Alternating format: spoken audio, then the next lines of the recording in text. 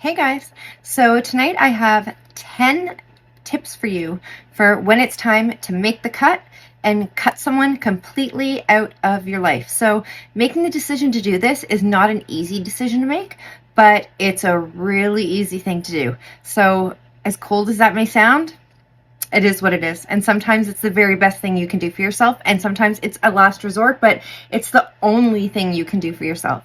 So I'm going to go through 10 really quick points of good indicators. And if one or more or a couple of these points are showing up repetitiously in any relationship whatsoever, maybe it's time to make that cut. Only you can decide, but here's some ideas, guys.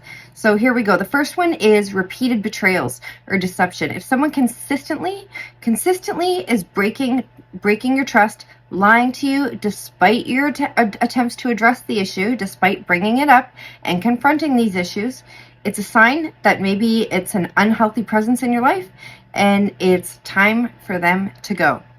Toxic behavior, number 2.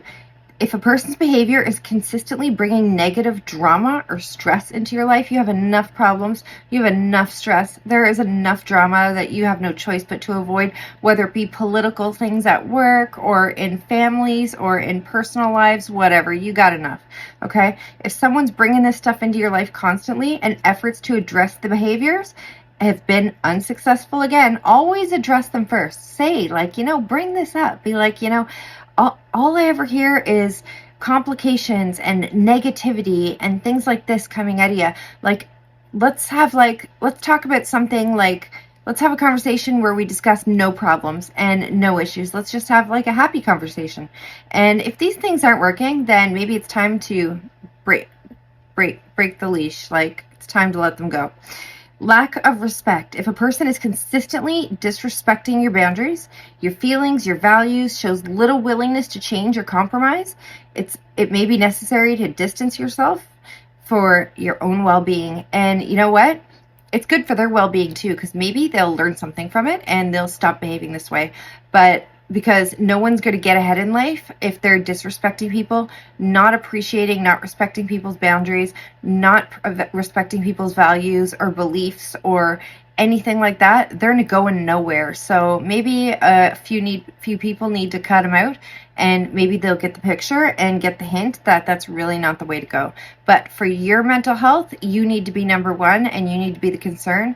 And if these things are happening to you, all it can do is harm you and harm your self-esteem and harm your energy and bring your vibes down and give you negative vibes, when really you want to increase your vibes and be a positive vibe person and have a positive mindset and a positive mentality. You don't need anything bringing you down. Like, no shit. You don't need it. Okay? Number 4 is one-sided relationships. If you're constantly giving without receiving anything in return, whether it's emotional support or time or effort, it indicates an imbalance in the relationship that is unsustainable. So it is sustainable if you're a people pleaser and you're going to just continue being a servant to a relationship, which I've done in the past. I'm a big offender. Not anymore. I was until about 6 months ago, and then shit changed, and I don't know what changed. Maybe I watched enough YouTube videos on like learning how to set boundaries and how to stick to them. And there's easy ways to set them in the beginning, and I made videos about that. But there's ways to learn to say no. There's ways to learn to set your boundaries and to have boundaries and to not let anybody, doesn't matter who they are, cross them. And there's different ways to address them depending on who you're talking to and what those boundaries are. For instance, you'll talk differently to your boss or your coworkers than you will to your buddy or your husband or your boyfriend or your sister. But you need to learn to set boundaries. And the more boundaries you set, the better you'll perform in the things you let into your life. The better you'll do, the more you'll engage, the more effort, attention, and ability you'll be able to put in, and talent you'll be able to put into the things that you do let into your life. And you'll have more time for these things. So your level of competency will go from here to like up to here, because you're like closing the gap. You're making things doable for yourself. Okay? So feeling drained or exhausted. If spending time with a person consistently leaves you drained, exhausted, emotionally depleted, it's important to prioritize your own mental and emotional health. I've had these relationships. We've all had these relationships. And this kind of goes back to those people that are constantly negative. If every time you talk to them, they have a problem to solve, it's always drama, drama, drama, problems, problems. That's when you hear from them, when they have problems and they want to talk them through for hours, and everything's an emergency and everything's a crisis. Like first world problems are a goddamn fucking emergency. Like, you don't need that in your life. Really, things need to be put in perspective. Triage problems. Everybody should be able to do this. There's big issues and there's little issues. Little issues need to be addressed with little emotional response. Big issues, big emotional response is appropriate. But not every little issue is a 10 out of 10. And that some people make 2 out of 10s, everything a 10 out of 10. And that is draining and exhausting, and it will wear you down, and you'll have nothing left for the people who matter or for you. And you need to matter, and you need to pour into yourself. And number 6 is patterns of manipulation or control. If a person is consistently manipulating or controlling you, whether through guilt tripping, gaslighting, other tactics, it's essential to recognize these patterns and protect yourself from further harm. So you need to be aware of these manipulation tactics. And good people, nice people will manipulate you, and they'll do it subconsciously because it's in their personality. It's something they've learned to do innately, and sometimes they're not even conscious of it. Sometimes they're good people and they don't even know they're doing it, but they're very manipulative. And some people use manipulation to get ahead in life. Don't let those people in. The ones who are doing it subconsciously, you can bring it up to them and say, you know, that's kind of like a manipulative tactic you just used, and I bet you don't even know you did it. And I'm telling you because I know you don't even know you did it, but it feels like it feels manipulative. But these people that it's constant manipulation, they only call you when they need something, or they compliment you, or they have positive things to call and talk about when the conversation's going to end with what they need or what they really want to talk about. That's manipulation.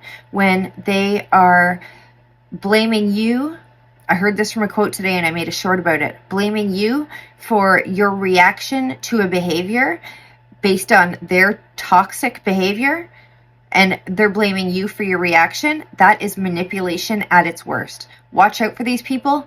Cut them the fuck out of your life. You don't need that in your life.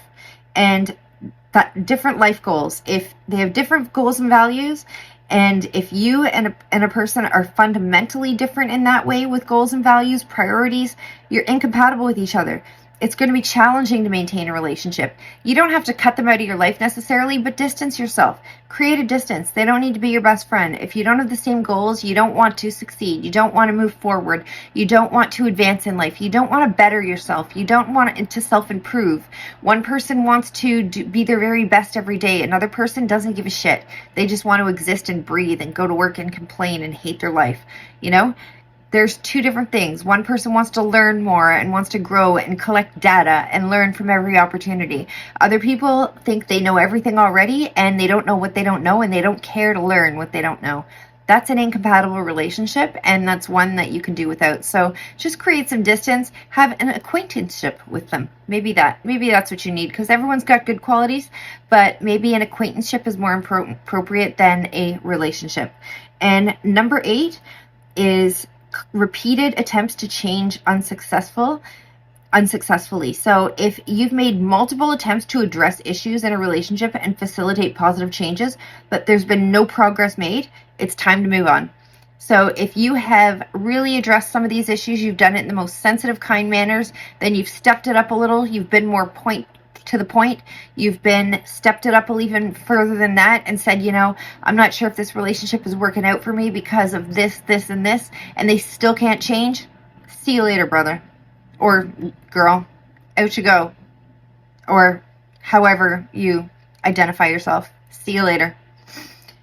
Number 9 is consistent, disrespectful, or abuse. If a person is consistently mistreating you, whether it's verbally, emotionally, or physically, it's crucial to prioritize your safety and well-being, removing yourself from that situation. So Emotional abuse can be passive, but it can be aggressive as well.